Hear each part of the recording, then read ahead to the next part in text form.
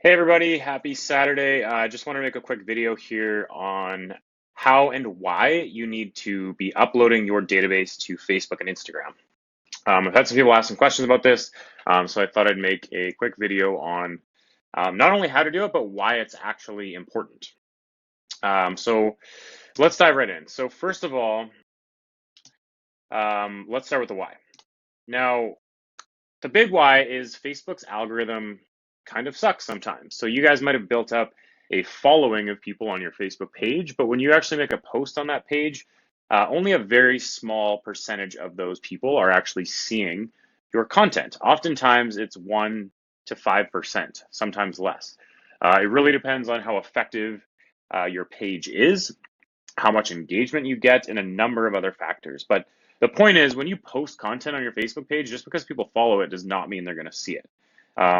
If you want people to see your content organically just by posting it like that, you generally have to get a lot of engagement on the regular for Facebook's algorithm to actually show it to a lot of those people. So, why would you upload your database, your list of people, into Facebook and Instagram so that you can target them with ads in a very cost effective way? Because you're guaranteeing yourself that you're hitting all of them every single time and you can run really targeted content to them. So that's number one. Secondly, most people only hit their database with their email. Email open rates are extremely low and read rates are even lower. A lot of people say, oh, I get a 30 or 40% open rate. I'm like, that's great. But how many people do you know actually read through the whole email and took interest in it? Well, nobody knows. So this way, you can send out this content via email, but you can also send it out via Facebook, via Instagram, even other platforms online to make sure, or even make sure there's a better chance that they're actually going to see it and pay attention to it. Third one here is targeted content is king. If you guys are posting content on your Facebook page and you're trying to hit every single one of your followers, or you're doing that by email, more often than not, you're putting the same content to the same people, right? Now, you might want to put out different content to a first-time home buyer than you would to someone buying their fourth or fifth investment property. It just doesn't make sense to put the same content to the same people. So you could have a few different databases of people, say first-time home buyers that haven't converted yet, and say people that have bought or sold with you 3 or 4 times already. And you're going to make different content for those people, right? I'm a firm believer that you want to give before you take. So this is about just putting content out there that people can resonate with and offering value. And you can do it in a very targeted way by uploading your database into Facebook, right? So now let's dive into the how do we actually do this. There's some tips and tricks I've learned over the last few years that are super important when you're actually uploading your database. And these may seem like small things, but they're actually not. So number one is format your data properly. This is extremely important, and you guys have heard this before, but make sure you have all of the data points you need for every individual client. The reason is what Facebook does is they take your list of people and they try to match it with Facebook users using your data. So the more data you have, the better. So I'm going to give you guys an example of what a good database looks like before you upload it into Facebook. So this is just an example here. Let me zoom in. I just have this on Google Sheets. So you'll notice up at the top, I have a header here. FN, LN, email, telephone, state, country, zip. So this is just a random example of people that I have, realtors actually. You need your data segregated in this way.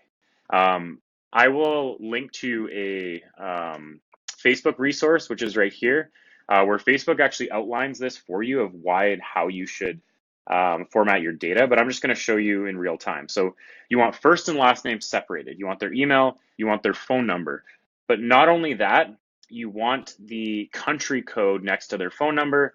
Guaranteed in North America, it's always going to be +1. But the reason is Facebook matches your list with their users on a global scale. So that +1 in there is actually really important.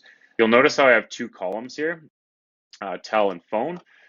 Phone's the one you actually want to use and upload. I just put in a little formula here that takes everything in this one cell and adds a +1 to it. You guys can Google what that is, or maybe I'll even post it up in here for you. If you have a list of phone numbers without the area codes, that's a helpful way to just do it automatically. You also want the state, the country, the zip code. You can throw in here as well date of birth or even just the date of birth year. All this data will help Facebook increase your match rate. If you just have people's first name, last name, and email, you might get a 50% match rate, maybe, which is not that useful. If you have a database of 1,000 people, that means you're only getting 500 people uploaded into Facebook that you can target. But if you get their first name, last name, email, phone number with the country code, their province, country, even their postal code, when you get all that data right, your match rate will go up to 90% or so.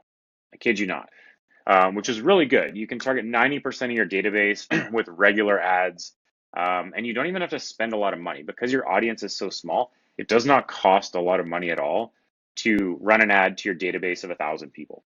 Probably, 10, 15, maybe even 20 bucks. It's not expensive. So let's get into how to actually do this. And then I'm going to talk about some of the content you might want to explore when you're thinking about running these types of ads. So this is my ads manager in the back end of Facebook. Some of you might have seen this before, some of you might have not. There are other resources on how to get here and how to run an ad. I'm not going to get into that today, but once you're in your ads manager, you just click up in the top left here. And then you want to go to the audience section of the back end of Facebook. This is where Facebook has a tool that allows you to actually upload all of this information that you've spent time curating. So I'm just going to quickly show you guys how to do this. And then I'm going to talk about what type of ads, again, you might want to run to your database. While I'm screen recording, obviously this takes forever, so bear with me for a second. Okay, so this is where your audiences live. Now, this is where you'd create an audience from, say, pixel data, so people who visited your website, or you can create an audience. Let me just show you here. You just hit this blue button on the left, and then you go create custom audience. And Facebook's going to give you all of the different places that you can source your data from. So you'll see here that there's a number of different places you can use as source data to create your audience. So website traffic would be your pixel. You can even use videos that you've ran on Facebook, and you can take everyone who's watched a certain amount of that video and just run ads to them. It's pretty cool. But today we're going to do a customer list. So click on customer list, use a file that does not include a lifetime value. That's more for e-commerce. And then it's going to give us our tool here to upload our file. So I have a file ready. I downloaded that database I showed you right there, and I converted it into a CSV file. So it has to be a CSV file. You can export that from, you guys are probably all familiar with this. I'm sure you've uploaded your databases before. You can convert it from Excel or from Numbers or whatever you want into a CSV file. You can name your audience, whatever you want. But another piece to this that's important is you want to select the origin of the upload. Facebook wants you to be honest here. If you got this directly from customers, say that. If you got it from partners, i.e. you paid for it, you want to say that as well. This is just for transparency. Facebook will show people if they inquire where you got that data from. So from you guys, it'll mostly be just from customers directly. Now, because I formatted this properly, it's actually all going to automatically map for me, okay? So you'll notice if I go back to this database here, in the top, I have FN, LM, email, tel, phone. Ignore tel, sorry. You want phone, state, ST, country, and zip. That's how Facebook wants it formatted, right? So if you format it like that, it'll all go in fine and it'll automatically match everything. If it doesn't, that's okay. You can just manually map what it is to those columns, and it just takes a minute anyway, so it's not a big deal. Then you can upload this database. Facebook will go through a matching process, so it'll upload all those people and attempt to match them to users on Facebook. Usually this takes half an hour or less. It actually doesn't take very long. And once you do that, you can actually create an ad right from here.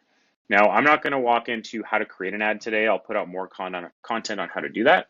But you can actually just click on create an ad, and then you can start running an ad to that audience within 5 or 10 minutes. It's really simple.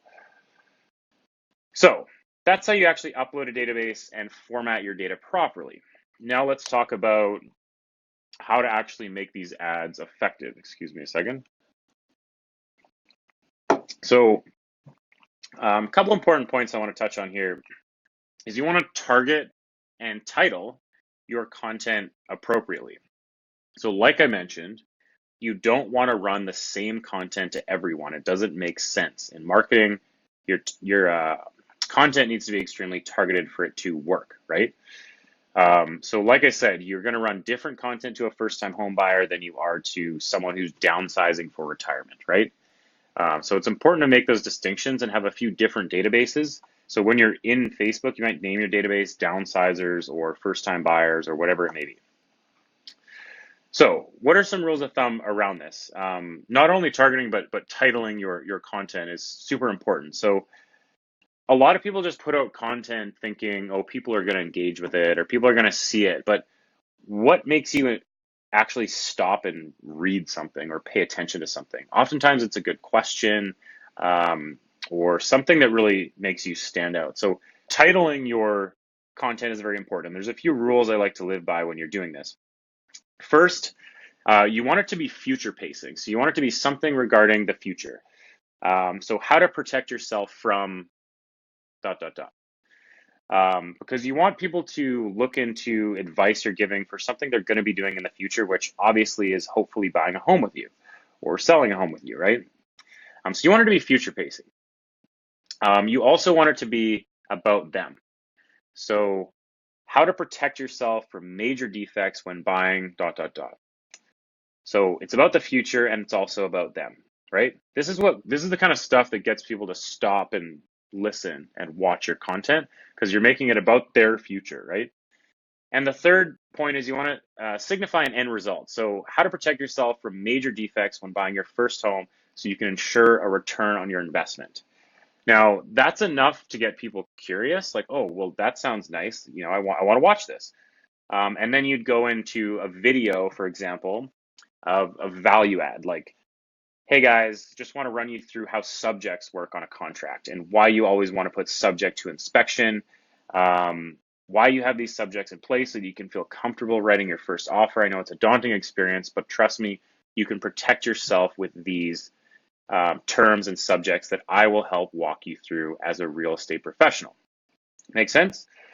And then you walk them through how to do that and you build trust, right? And you do this 2 or 3 or 4 times and you're just adding value, adding value. Too many people go straight for the sale and they want to sell, sell, sell. And that's what a lot of people are scared of based on some data I've collected. A lot of people are scared of being too salesy, being too in people's face, but you're not in people's face if all you're doing is just adding value. Like most people don't understand how subjects work, but they want to. They want to feel comfortable making that purchase, and a lot of people are scared, and you can alleviate that fear through really good content. Now, last thing here is you want to have a call to action, right? Your call to action on a transaction with people is, hey, do you have any referrals for me? I hope you loved working with me. I'd love to help any friends or family that you might have, right?